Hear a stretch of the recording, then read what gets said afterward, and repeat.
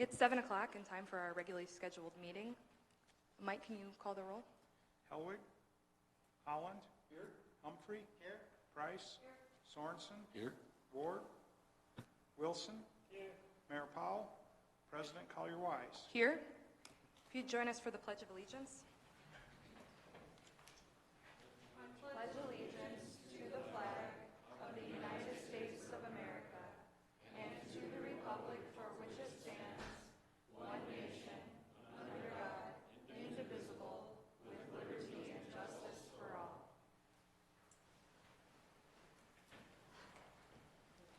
First item is minutes from our November 18th special meeting and November 18th regular meeting. We have a motion and a second to approve the minutes. All in favor signify by saying aye. Aye. Any opposed? Motion carries. Adoption of the agenda. Are there any changes to the agenda? Second. We have a motion and a second to adopt the agenda. All in favor, please signify by saying aye. Aye. Any opposed? Agenda is adopted. Visitors to be heard. Addressing the council. Persons addressing the council shall use the microphone at the podium. Please raise your hand to be recognized, go to the podium, and state your name and address. For items not on the agenda, members of the public may speak under the visitors to be heard on any topic not on the agenda. Remarks are limited to 5 minutes and no decision will be made at this time. For agenda items, public testimony will be taken at the beginning of each agenda item after the subject has been announced by the presiding officer and explained by staff. Any citizens who wishes may speak one time for 5 minutes on each agenda item. Public testimony will then be closed and the topic will be given to the governing body for possible action. At this point, only City Council members and staff may discuss the current agenda item unless the council member moves to allow another person to speak and there is unanimous consent from the council. Questions from council members, however, may be directed to staff or a member of the public through the presiding officer at any time. Is there anyone in the audience that would like to speak on anything not on the agenda? Anything not on the agenda? All right, seeing none, we'll move on to item 6A, public hearings, the first reading of ordinance 1395 establishing a business improvement district number 2 to complete streetscape improvements in the downtown business as defined by a resolution. And James? Thank you. The City Council and the Business Improvement District, also known as a BID, number 2 Board of Directors, have been discussing an infrastructure project commonly referenced as the Downtown Streetscape Project for the last couple of years.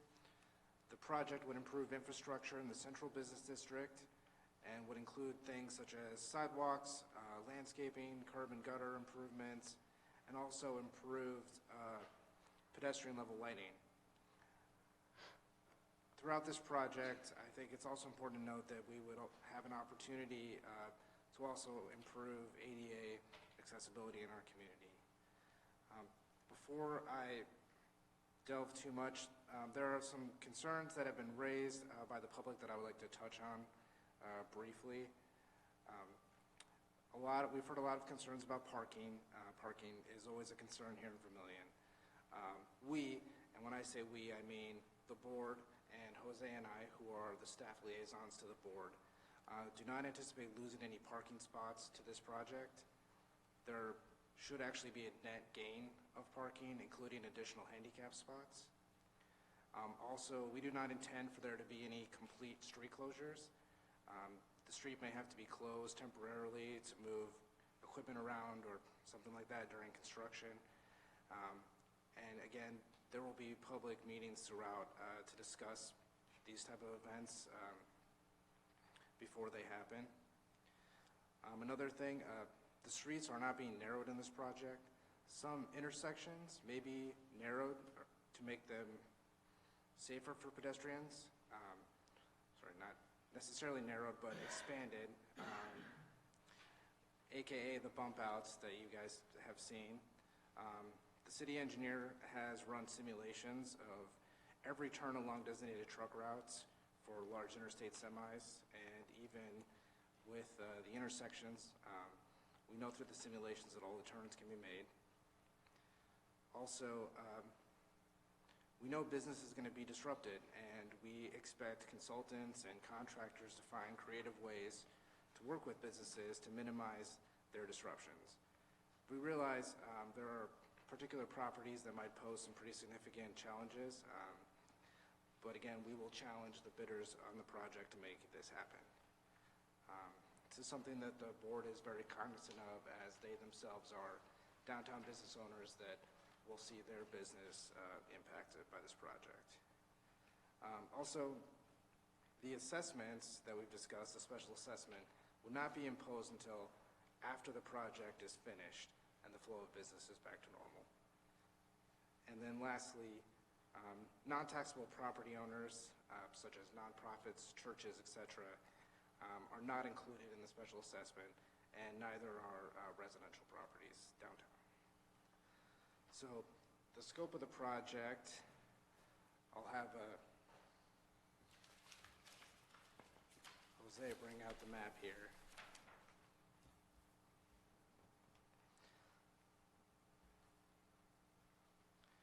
So it would include both sides of Main Street, from the west side of Reading and Platts to the east side of the intersection with Dakota. Both sides of Market Street from West Main to Kidder. Both sides of Court Street from West Main to Kidder. The east side of Elm Street from East Main to the first east-west alley north of East Main. Both sides of Center from Main to the first east-west alley north of Main.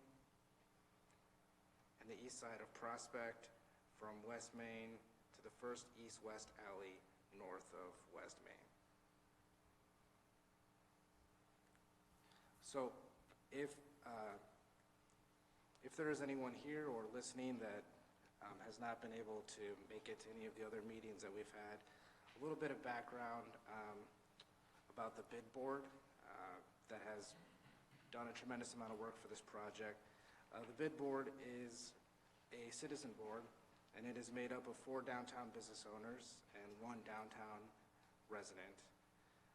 All of the business owners that are part of the bid board would be subject to the special assessment, and they are in Area A, which we'll discuss in greater detail later. And not to speak for them, but through working with them over the past year or so, I know that they are on the board and are present tonight because they believe that this project will be beneficial for their business, for downtown, and for the community, and will help create a sense of space in charming downtown Vermillion. Just talk a little bit about how we got here. April 16th, 2018, the City Council passed a resolution establishing the boundaries of the bid. In June 20th and July 29th of this year, 2 public meetings were held. Bid number 2 board members and city staff have also been active in the community trying to answer questions and respond to concerns. A lot of private conversations, a lot of phone calls. On October 7th, 2019, the board presented a plan to the City Council, which the City Council accepted. And then lastly, on October 21st, the City Council passed a resolution of intent to have this meeting that we're here for tonight. So prior to this meeting, we mailed a notice to the owners of taxable property more than 30 days ago to notify them of this meeting. Some examples of the letters for areas A and B have been included in your packet. We figured the VCDC wouldn't mind if we use them as an example. And really why everyone is here tonight, I guess, if they're not familiar with it already, is so what is this project going to cost and how is this project going to be paid for? So the board proposes the following estimated cost breakdown. And again, this is based on a 2016 conceptual plan. We know these numbers are probably going to change. The total public improvement within the proposed district, the area that it has been outlined that I've read, is approximately $2.45 million. Now, the cost of the project would be split between the city and the owners of taxable property within the central business district and the business improvement district at a ratio of 82% paid by the city and 18% paid by the owners of taxable property. property owner's portion of the project costs would be paid in the form of a special assessment, like I've mentioned, based on actual progress, and this would be based on actual project costs after the project is finished, minus any grants or donations that might be received. So again, the assessment would be 18% of the total cost of the project divided amongst property owners of two different areas at two different rates. And that special assessment would be able to be paid in 10 equal and zero interest installments. At the July 29th public meeting, downtown property owners in attendance were presented with several options on what they thought was the best formula for the assessment. And the formula that we've proposed was the overwhelming choice of downtown business owners that night. The ordinance that you are hearing tonight would be effective 20 days after the date of publication of the second reading. And once the ordinance would go into effect, the bid number 2 board and city staff would begin the process to select and recommend a consultant to the city council. And that's when we would get better cost estimates, as well as kind of be able to dive into more of the finer details of the project. So the project timeline, what we're looking at currently is construction would begin in the spring of 2021 after it was put out to bid, with the goal of construction being completed by the fall of 2021. Again, the city and the board plan to hold public meetings with the general contractor throughout the construction process to help keep the public and affected business owners informed of what's going on in the project. So diving a little deeper into the numbers, just kind of go an inch deep and a mile wide. The city would utilize funds from several different lines to support and fund their 82% of the project. And the city would be paying, like I said, as the assessment will be imposed after construction, the city would be paying 100% of the upfront cost of the construction. So after the project is completed, then you would have the city implementing the assessment based on what would be the total cost of construction. In your packet and on the memo, you will see both a breakdown of the different lines that the city is going to use to pay for the project. And for the sake of simplicity, all the numbers have been rounded. So I guess I would just like to say that a lot of creativity and a lot of hard work has gone into us getting to this point. And while at the end of the day, this is a downtown project, I would say we view this as a community project. And downtown Vermillion, I guess, is in many ways the front porch of the community. And the goal of this project is to give our downtown the infrastructure that I think the people want and that the community will all benefit from. So, that all being said, administration recommends that following public inputs, the City Council consider approving, tabling, or denying the first reading of 1395, which would establish Business Improvement District number 2. Thank you, James. We'll open it up to comments from the audience, and just a reminder that comments are limited to 5 minutes each, and make sure that you introduce yourself and say your name and address. Anyone in the audience? Come on up.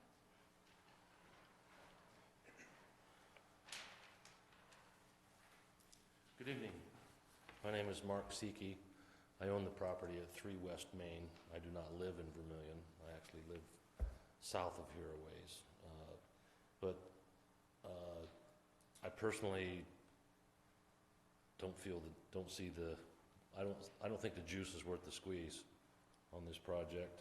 But it looks to me like it's like pushing a chain uphill. So looks like it's going to go forward. But the one question I have, you said something about grants or donations. If there are grants or donations, are they going to go to help the property owners, or are they going to go to the other side, to the 82%? James? So, let me just,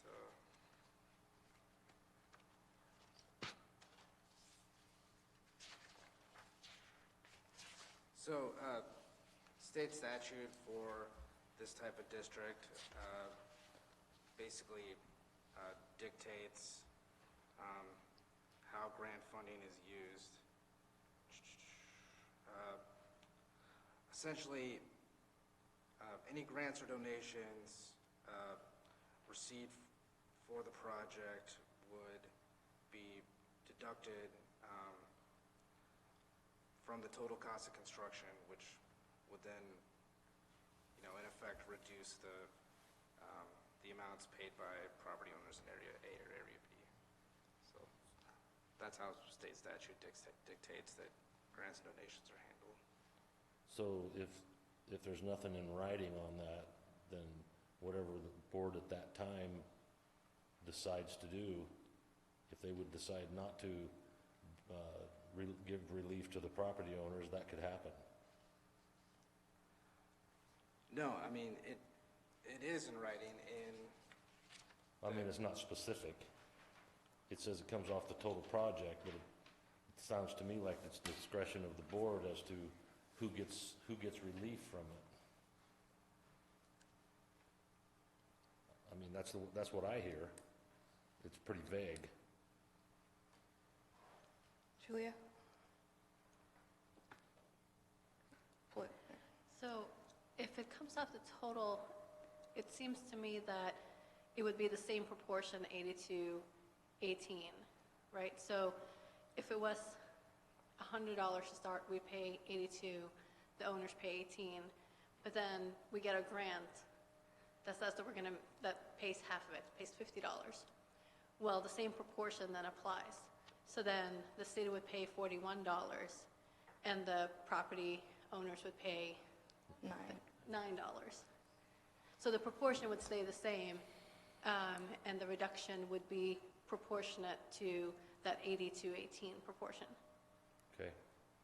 Well, and you also stated, sir, that this was important for the vitality of the whole town, of the whole city. I guess I don't understand why, if it's so important for the whole city, why only certain people are getting. I mean, I'm going to be hit almost $600 a year for 10 years, and I sure can't pass that on to my renters. And so,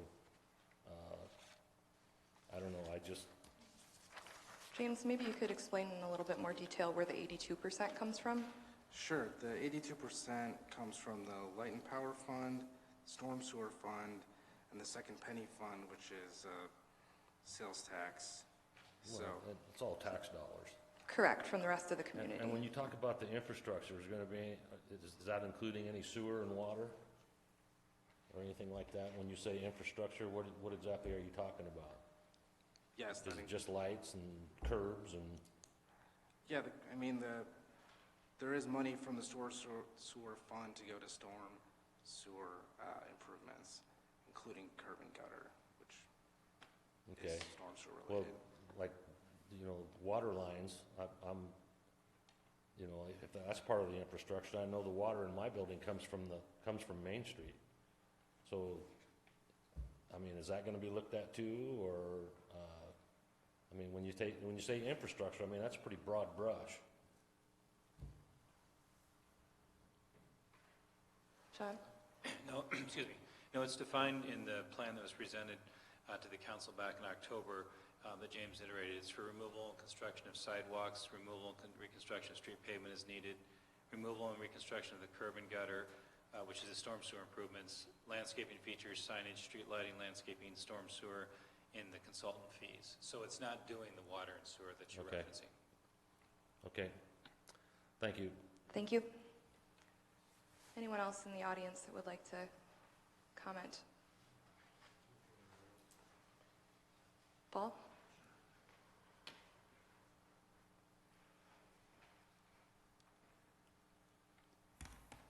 I'm Paul Hassey. I live in Vermillion. The proposal Can you pick this up? Don, would you be able to show what Paul has up on the?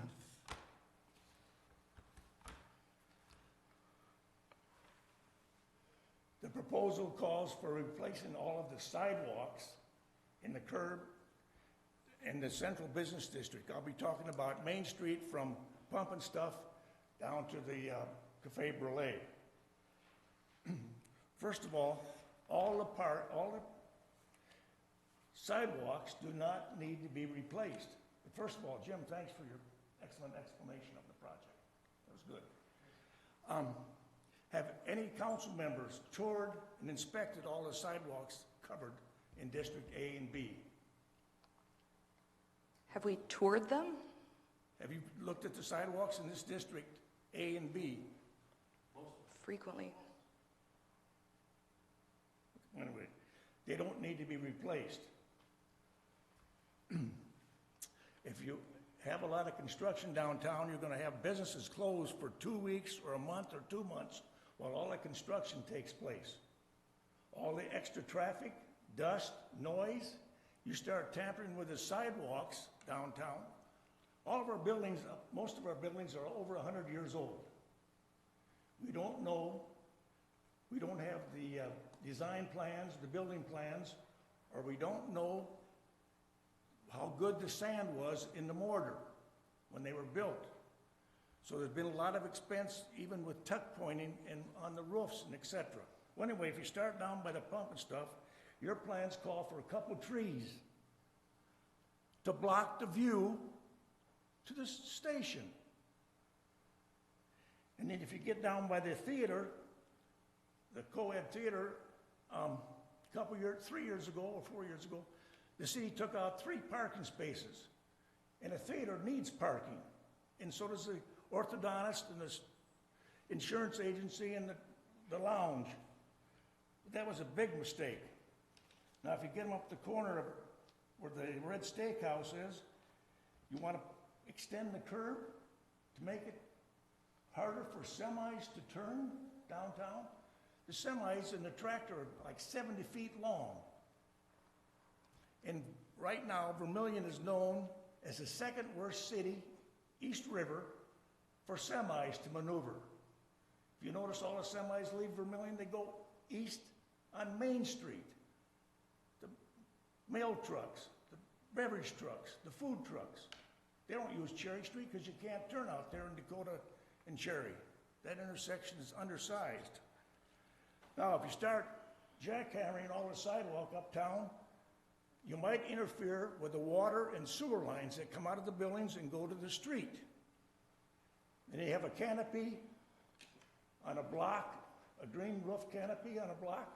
If you start tampering with the footings for that canopy, you might have problems forever.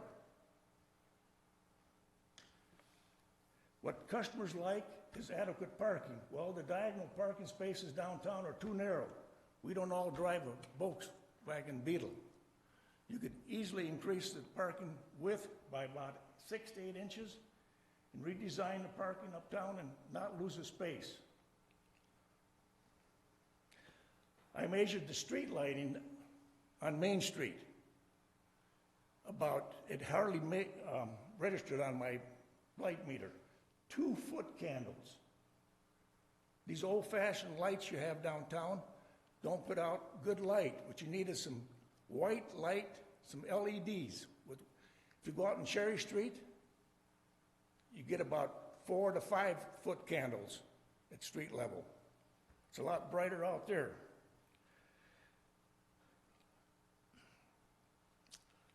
Well, anyway, I think this project is awfully wild, very expensive, not needed.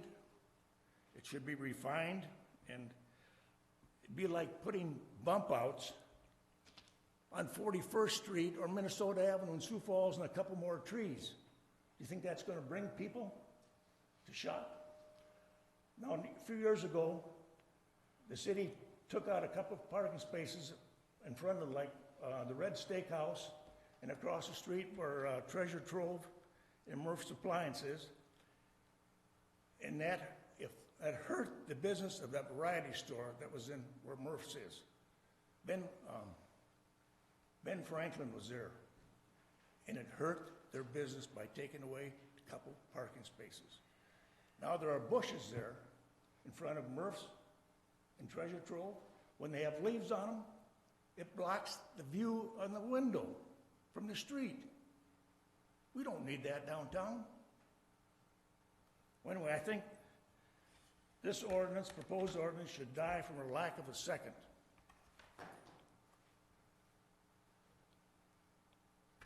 Thank you, Paul. Is there anyone else who would like to speak? Dick?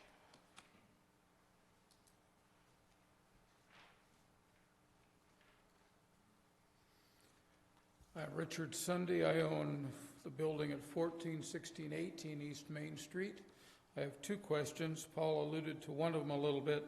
I have 5 tenants in my building besides myself, and I hear it say, well, how long will we be blocked? And I heard temporary.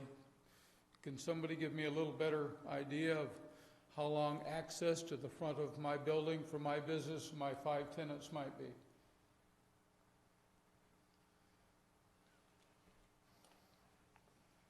I guess as far as your business or any business for that matter, the plan is not necessarily to block access to your business. The sidewalk, right now, without speaking with a consultant or with a contractor, what we're planning on doing is actually keeping traffic open on Main Street. And if they're working on the north side of the sidewalk, then, or the north side of Main Street, then that sidewalk will more than likely be done in sections. So the north section and the south section of the sidewalk itself. The idea is to always have access to the front door of the business some way or another. Now, that sidewalk that's directly in front of your front door, then more than likely it'll be, we'll have to talk to the contractor, maybe fast track the concrete there, usually cures within a day, 24 hours, 48 hours. So at that point, then the contractor might actually be talking with each particular business owner to schedule that pour, maybe on a weekend or during a holiday or something of that sort. So we're trying to minimize the impact that each individual property owner may have when it comes to that property itself. Okay. Yes, question 2, and Paul mentioned the bump out. I missed your July meeting, but I was told by people that were there that the plan is to remove the bump out in front of my business and in front of the Pocket Park and in front of the theater. Is that part of the plan? John? Great question, Mr. Sunday, and that's one that you need to give the bid board credit. When they had that meeting, there was overwhelming opposition to that bump out, and that was one of the things that the committee heard, and that, again, what Paul showed is a preliminary plan. It's not our final plan, so some of the things that are on there may not happen in terms of where this tree goes, where that tree goes, but the plan is to give the consultant direction to remove the bump out there by the Pocket Park. To remove it? To remove it, yes, Okay. as part of the project. Thank you. Sure. Is there anyone else that would like to speak to this topic?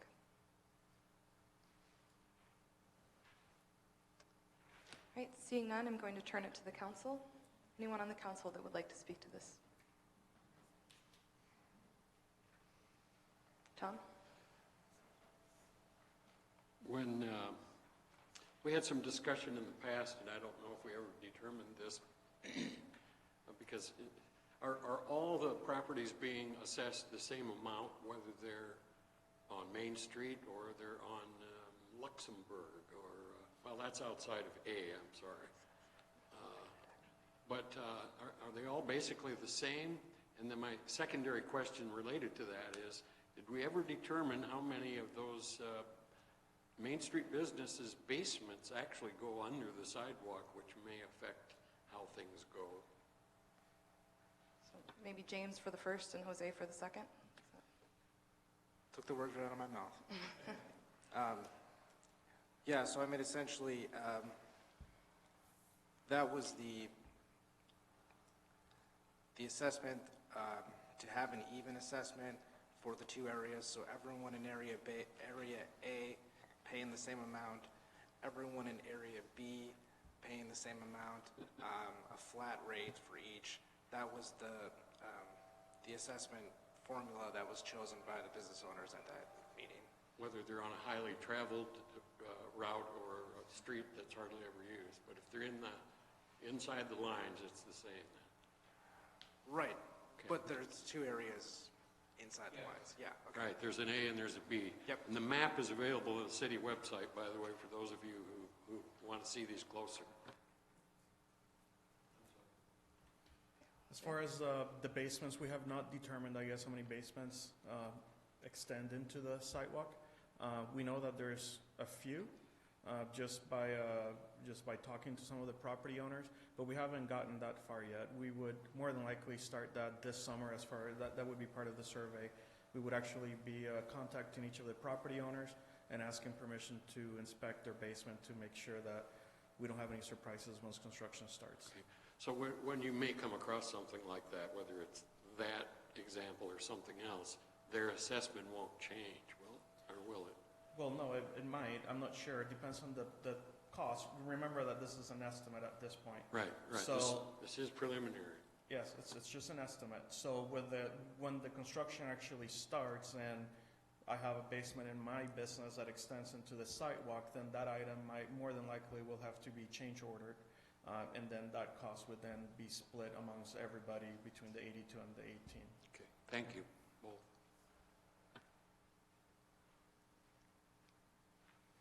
Any other comments from the council?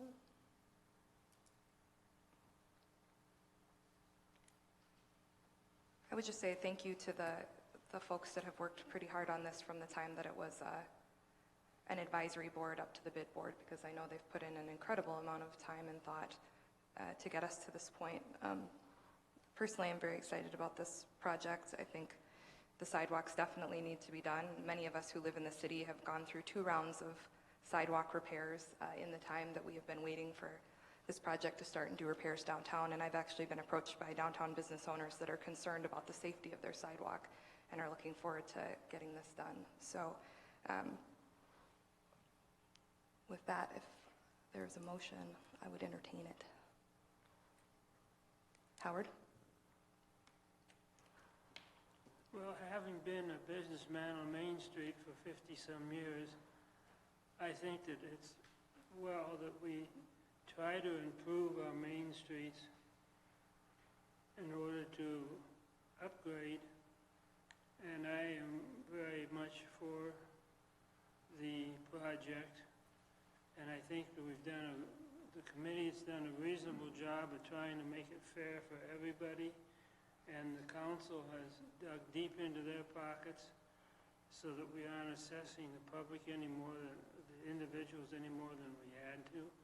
So with that, I'm going to vote yes on the motion, and I will move the motion. We have a motion and a second. All of those in favor? Can we have more discussion on the motion? Yes. I didn't know if there were more comments. I'd like to perhaps have Mr. Prescott clarify that, because the question was brought up. The reason funding from the city comes from light and power, storm sewer, second penny, is because compared to other budgets for other areas and departments, those are healthy enough to do this. Is that your understanding? Well, it's directly related to, the direction from the council, the direction from the bid board was figure out ways to make this project happen with effect of all the different priorities we have in the city to make things happen. As Mr. Hassey alluded to, we need new street lighting downtown. We've talked about that in some of our capital improvement program discussions over the last couple of years. They do not offer the level of lighting that we'd like. They're outdated, and they're limiting us right now in terms of the way that we can use those. So the light and power funds, the electric money, if you will, that's being used is only to replace those street lights. So that cost is not something that's part of the assessment. And there is some storm sewer work to help with some drainage issues that we're using because those are storm sewer improvements. So those are being paid for by the community as a whole, as is the light and power. So we're tapping those 2 funds for specific projects which are eligible to come out of there. The storm sewer fund isn't maybe as healthy as I would like it to be, because those projects are usually 6 figures whenever we do anything. And so That one, we're taking, or estimate about $75,000 that we'd spend for some storm sewer improvements in the downtown. So we are utilizing those two funds because we have related projects. The balance of the city funding would come from second penny money, which is sales tax that we collect in different purchases in the community. So these are more than that, just healthy, these are actually related to what we're doing. Absolutely, yep. And that's good. And having done a lot of research on Vermillion, we have no more wooden water mains, that's correct, right? Okay, thank you for that explanation. Any further discussion? Seeing none, we have a motion and a second. All those in favor, please signify by saying aye. Aye. Any opposed? Motion carries. Thank you. On to old business. And just to prepare, these are both roll call. Both roll call, remind me. Item A, second reading of ordinance 1408 to rezone lots 1 and 2 in Block 2, Aroba Edition, to the City of Vermillion from NRC Natural Resource Conservation District to the R2 Residential District. And Jose. Thank you. The city received a petition, as I mentioned at the last meeting, from Mr. Michael Barkle, regarding the rezone request for the parcels that you mentioned. There it is. Just for reference sake, this would be Main Street. This would be the east boundary of the city. This is Cypress and Murfield down here. So it's close to the golf course on the north side of Main and way to the east end of the city.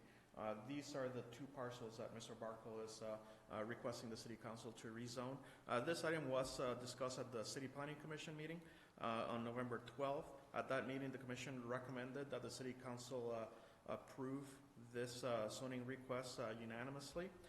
This item was, the first reading of this item was held by the City Council on November 18th.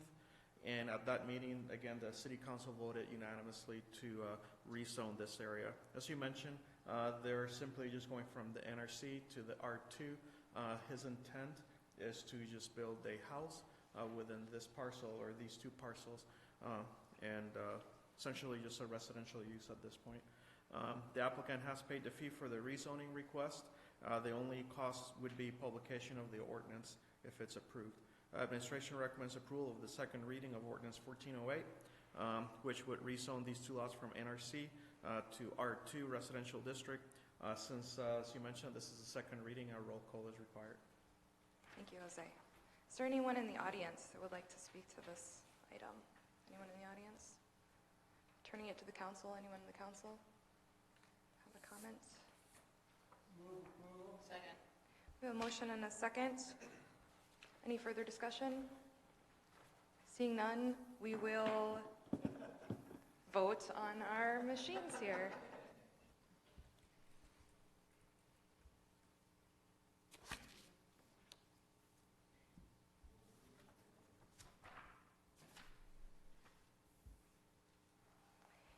The results are 7 yes, 0 no. Motion passes.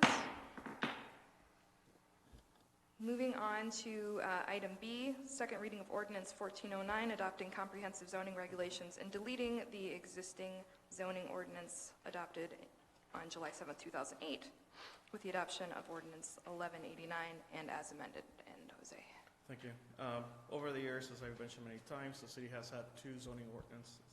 The first one was in 1966, and throughout the years, this ordinance was later replaced in 2008, which is the ordinance that we have right now. This ordinance, the 2008 ordinance, was actually completely rewrote what we had from 1966 into, again, what we see at this moment. Due to the existing zoning ordinance being 11 years old, the Planning Commission over the last year undertook a review of the ordinance in order to determine if changes needed to be made to it. The city held 14 meetings throughout the year. All of these meetings were open to the public to discuss the proposed changes to various sections of the zoning ordinance. Specific newspaper ads and notices were placed inviting the public to the meetings when the proposal was more complete. The proposed changes deal mainly with updates that the Planning Commission and staff felt were needed to remove possible conflicts from the ordinance that may arise from differing interpretations. Additionally, some of the changes ensure that adjustments to the districts and definition sections are also reflected in these areas. There is, for the council's review, there's a short version of all the changes that were there. I'm not going to read them this time. But none of them have changed. One thing to note is during the process that the city, that staff had, and the planning commission as well, we actually came to the city council and did a couple of noon presentations, more informational, educational at that time. And through those meetings with the city council, it was noted that there was some concern from the council with the removal of single-family attached dwellings from the R1 residential district. Due to the concerns, the city council asked staff to propose another option to the planning commission.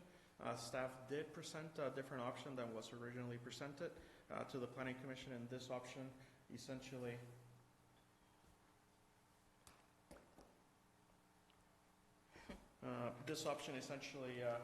kept the townhomes, the single-family attached dwellings within the R1 district. And I'm just showing here a large portion of the R1, which is essentially south of Maine, pretty much everything east of Dakota to some extent.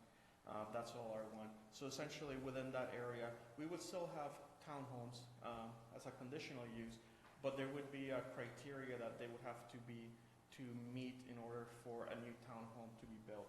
And that criteria is essentially it's a density criteria, and you could have up to 4 structures within 400 feet of the proposed lot being considered for the conditional use. So that density cannot be exceeded. If it's exceeded, then you can't do a townhome, period. If it's not exceeded, then you can approach the planning commission for a conditional use within the R1 district. Now, as you already know, there's some areas that already have townhomes. City staff and the planning commission felt that in these locations where you have a density, they're congregated already per se, the townhomes, that it might be prudent at that point to actually zone these in their own separate zoning district. And that would be the RT zoning district. That would be a new zoning district. And anything within the RT, the only thing that you can do there would be townhomes, and that would be essentially it. You wouldn't be putting any single-family detached dwellings within this area. The proposed ordinance with changes as presented to the council were shown to the planning commission for the review at the November 12th meeting. At that meeting, the planning commission did recommend unanimously that the city council adopt a new ordinance with the changes in the new zoning district. This recommendation came to the city council at the first reading of this ordinance on November 18th. At that meeting, the city council voted unanimously to approve the amendments to the zoning ordinance. The only cost at this point would be publishing. The cost will be minimized considerably due to statute 919.7. This statute allows an amendment to the entire ordinance to be made available to the public for review rather than publishing. With all that being said, administration recommends approval of the second reading of ordinance 1409. Which adopts a new comprehensive zoning regulation and deletes existing zoning ordinance number 1189 adopted in July 7th, 2008, and all of its amendments. Again, since this is the second reading, roll call is required. Thank you, Jose. Is there anyone in the audience that would like to speak to this item? Anyone in the audience? Seeing none, I'll turn it to the council. Anyone on council would like to comment on this item? Rich? Nothing to change in first reading? No. Move approval. We have a motion and a second. Any discussion? Seeing none, let's vote.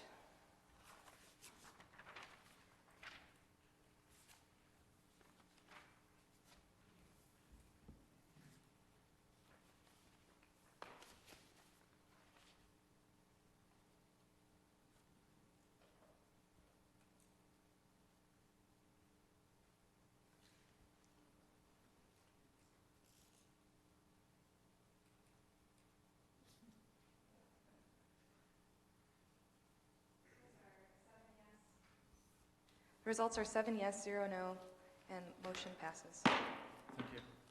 Thank you, Jose. Moving on to new business. Item A, request to close Kidder Street from Court Street to the alley between Court and Market on Sunday, February 15th, 2020, from 11 a.m. to 7 p.m. for a Special Olympics polar plunge. And James? Thank you.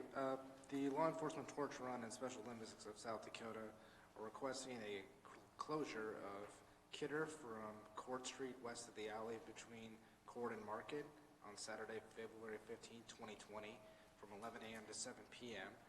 For the annual Polar Plunge. The Polar Plunge is a fundraising event. It helps raise money for the Special Olympics. One, I guess, difference I would note in this year's request and last year's request is that this would allow for an extra hour of cleanup time, and the plunge itself would also take place an hour later.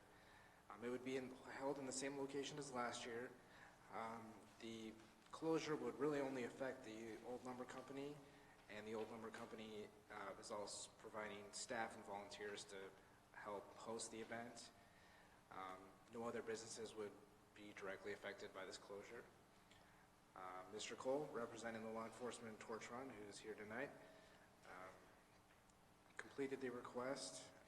The event would begin at 11 o'clock, and the plunge itself would take place around 4, with the event to be over around 5 and then allow from cleanup from 5 to 7.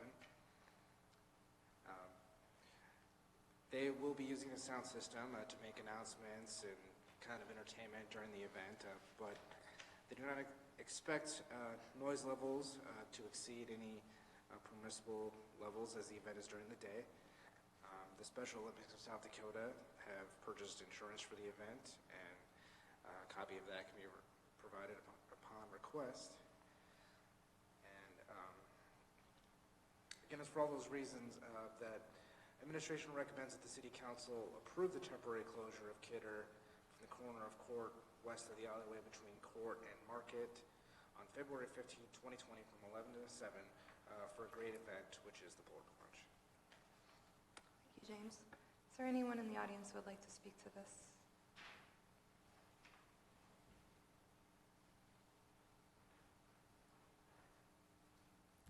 Good evening, Council. John Colton, the Assistant Director for the Law Enforcement Torture for the State of South Dakota. I also sit on the Board of Directors for Special Olympics. I want to say thank you for the consideration of the street closure.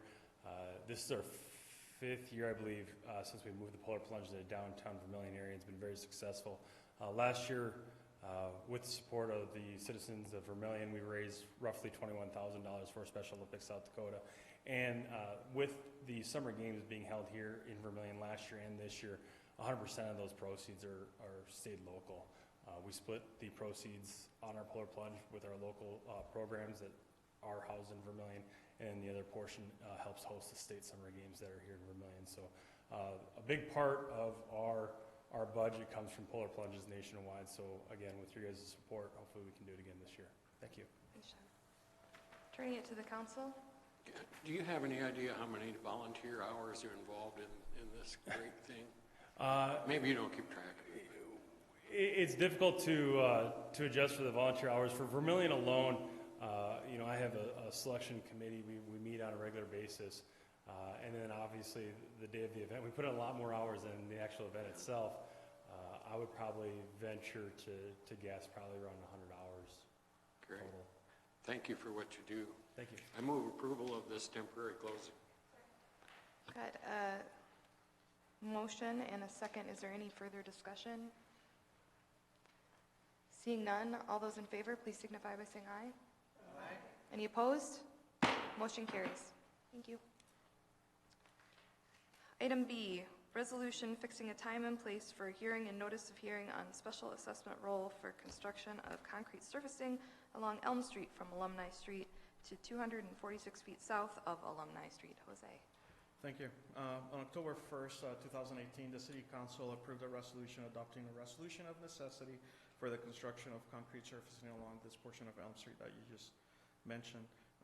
This resolution essentially just required the concrete construction and curb and gutter and grading of Elm.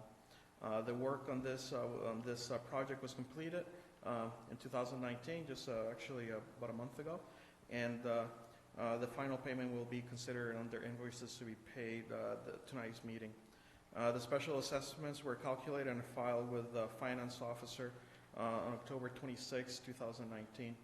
Per state statute, the city is required to hold a public hearing to allow the affected property owners to review the assessments and discuss any issues that they may have with them.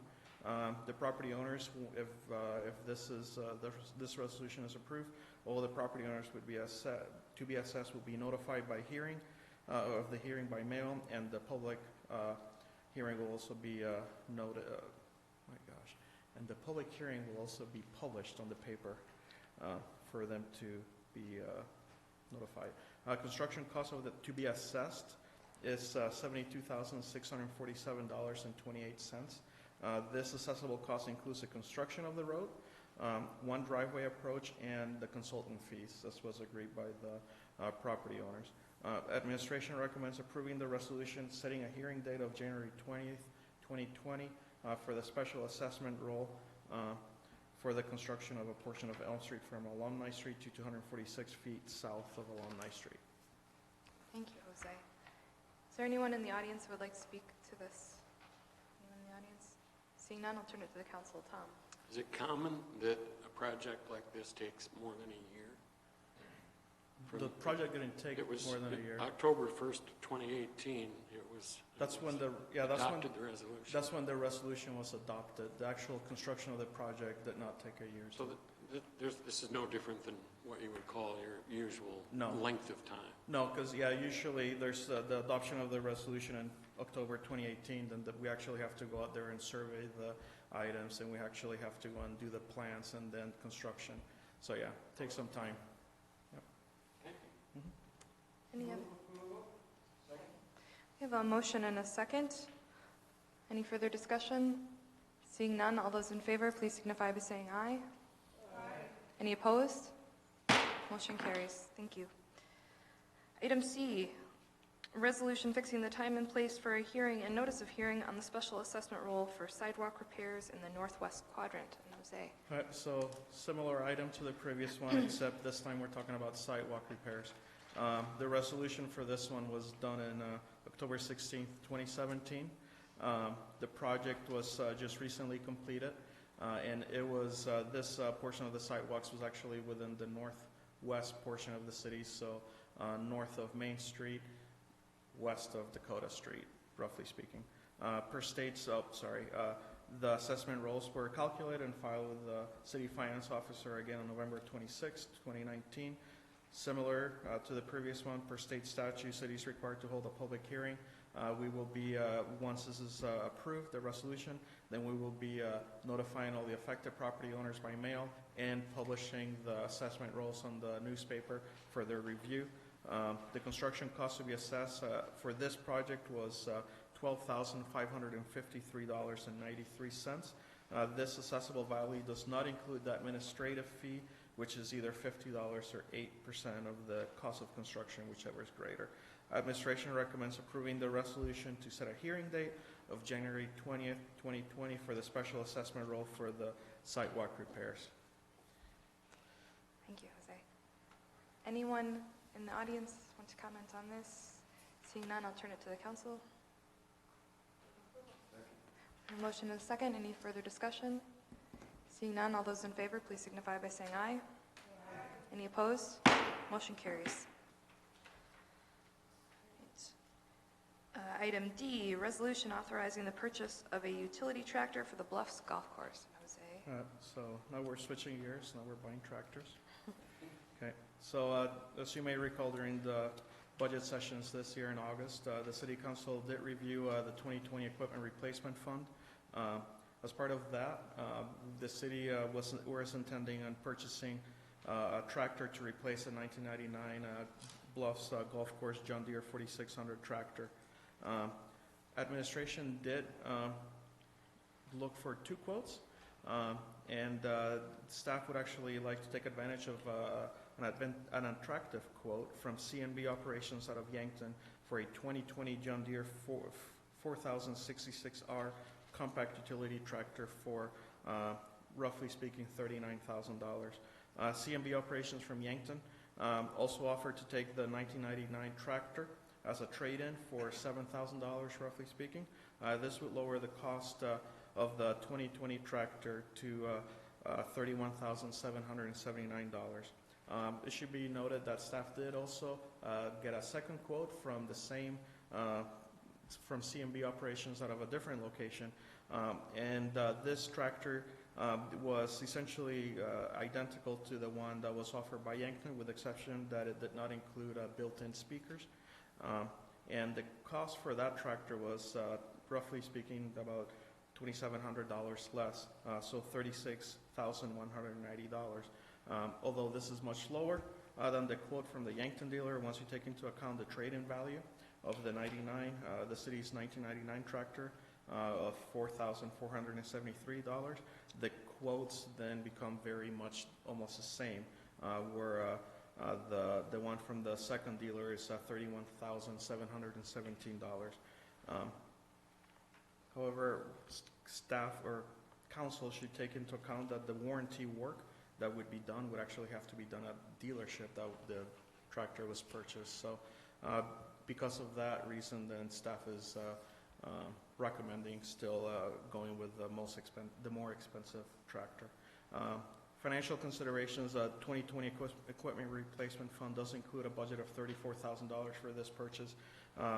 If the city were to sell the 1999 tractor, staff would be more than likely getting a value of $6,670, which would essentially make the trade-in for the $7,000 better deal than the city actually trying to sell it by itself.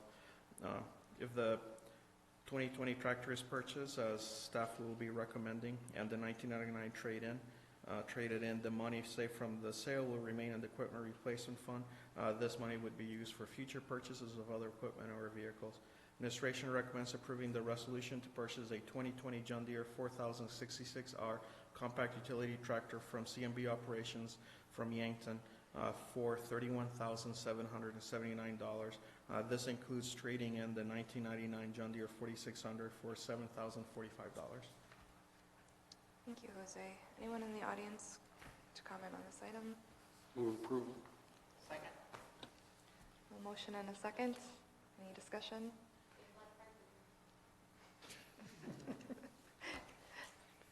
All right, we've got a motion and a second. All those in favor, please signify by saying aye. Aye. Any opposed? Motion carries. Thanks.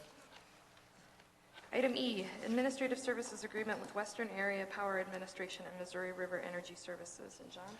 Thank you. As you know, our main power supplier is WAPA, Western Area Power Administration. They supply currently, we have a fixed allotment with them, which currently supplies about 60 to 65% of our power. The difference is made up by Missouri River Energy Services, or our supplemental power supplier. Currently, we have an arrangement, we have an agreement with Missouri River, where our WAPA bill goes to Missouri River Energy Services. They do the net billing, any bill credits that we might have, and they send us one bill that covers both our Missouri River Energy Services electricity as well as our WAPA bill. So we pay one bill to Missouri River, and they handle that for us. That agreement we currently have expires on December 31st, 2020. WAPA did submit a new agreement. They're going through all of their fixed allotment customers and providing additional agreements to continue arrangements like this. So this new agreement would cover the time period of January 1st, 2020 to December 31st, 2050, which is the same time frame as our WAPA agreement, also expires December 31st of 2050, as well as our Missouri River Energy Services agreement expires, I think, a year later than that, but right around that same time. It's very similar language to what we have right now. It's just for a different time period. It has been reviewed and approved of by the city attorney, and we'd recommend approval of the new WAPA Administrative Services Agreement. If the council approves it, it then goes to Missouri River to also approve before it goes back to WAPA. Anyone in the public want to comment on this? Seeing none, I'll turn it to the council. Tom? Is the language of the current agreement, or is there some other reason we do this like way ahead of time? Because and some contracts call for that. You need to notify us, but it may have to do with it goes elsewhere also. But if you will, I asked kind of a similar question, and WAPA is just kind of working through the agreements that they have, because apparently a lot of these agreements in the Upper Great Plains area are expiring. They did the state of Minnesota first, so Missouri River went through this with their Minnesota customers. Now they're doing South Dakota, they started in North Dakota, and Iowa's next. So this is WAPA kind of sending our batch of these out right now. The WAPA way, I guess. Anything else from the council? We have a motion and a second. Any further discussion? Seeing none, all those in favor, please signify by saying aye. Aye. Any opposed? Motion carries. Item F, first reading of ordinance 1410, the 2019 supplemental appropriations ordinance. And Mike? The City Council adopted a revised budget for 2019 as part of the budget process in September of 19. Since that time, some expenses have taken place, resulting in the need to revise the budget. State statute provides for a supplemental budget to provide the appropriations necessary to cover line items. I've included kind of a detailed listing of them, but in the general fund, our airport fuel sales have been up here this last few months, and the offsetting line item will have some more airport fuel sales, but we'll have to buy the fuel to sell. We'll use some general fund reserves to take care of a number of the other expenses.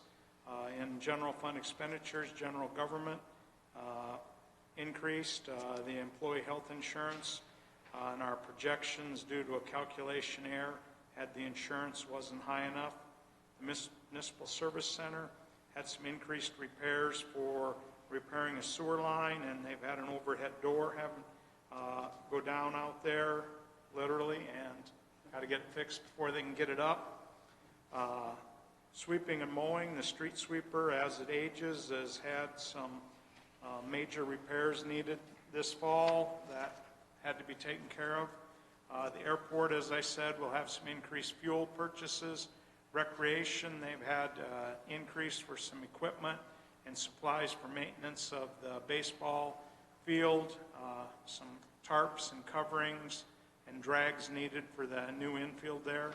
The Prentice Plunge, as we're still getting figured out with the new pool, the operating expenses, we had increased wages, chemicals for the pool, electricity, and other expenses there.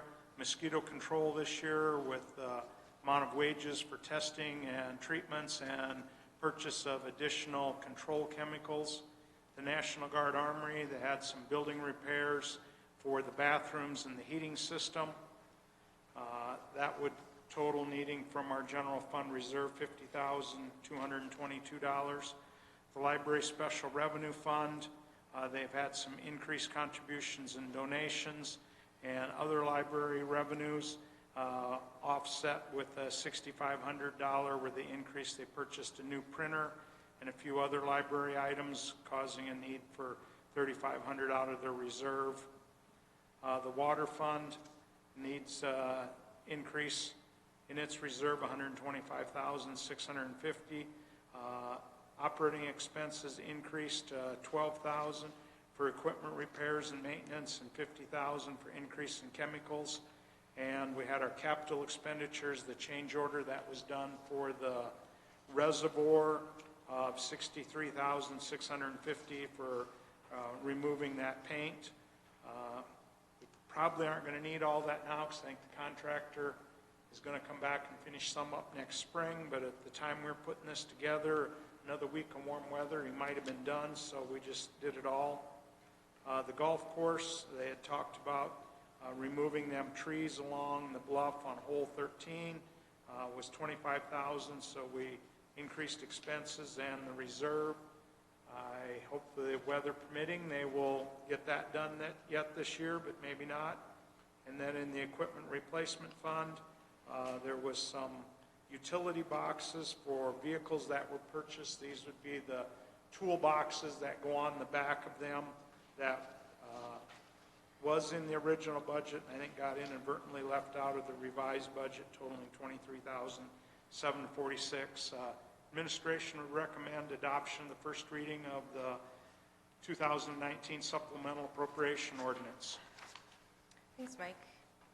Any comments from the public on this? Seeing none, I'll turn it to the council. Tom? Unless someone else wants to go first. So at budget time, we put each department put everything together. So these came up because they were unanticipated, and that will then affect our general fund reserve if we approve this. And this is first reading, right? Yes. Is that basically what happens? Yes. Oh, I didn't expect this, so that's what this is kind of. Yeah, the street sweeper breaks down, or the sewer lines are plugged up and you got to get them fixed, or the garage door breaks.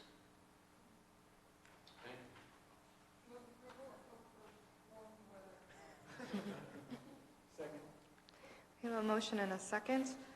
Any further discussion? Seeing none, all those in favor, please signify by saying aye. Aye. Any opposed? Motion carries. Moving on to bid openings, you should have fuel quotes at your place. Mike? The fuel quotes there, item 1 is unleaded gasoline with 10% ethanol. The first quote we received from Stern Oil, $2.10.8. Bid item number 2 is 3,000 gallons of number 1 and number 2 diesel fuel dyed. The average cost is $2.46.025. Item 3 is 1,000 gallons of number 1 or number 2 diesel fuel clear. The average cost $2.74.025. Second quote is from Burnick Service in item 1, $2.08. Item 2, the average cost $2.36. Item 3, the average cost $2.70. Burnick's would be low on all three.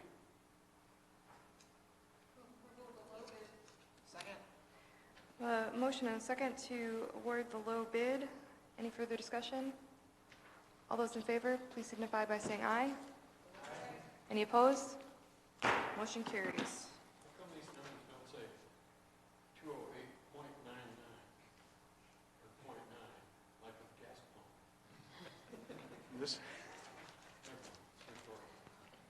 Moving on to the city manager's report, and John? Thank you. Just a reminder, the VCDC Standstill Parade of Lights is this Thursday, December 5th. Due to that, Main Street between Court Street and the west end of Radigan Platts, as well as Market Street as it abuts Radigan Platts, will be closed on Thursday, December 5th from 5 p.m. to 7:30 p.m. for the Parade of Lights. I think we emailed this one out to the council. We forgot to include in the packet, but a raffle notification that came in. USD's Student Athletic Advisory Committee, they will be selling raffle tickets at $5 each or 5 for $20. These sales will take place January 18th of next year to January 24th. The prize is 2 all-session passes to the Summit League basketball tournament in Sioux Falls.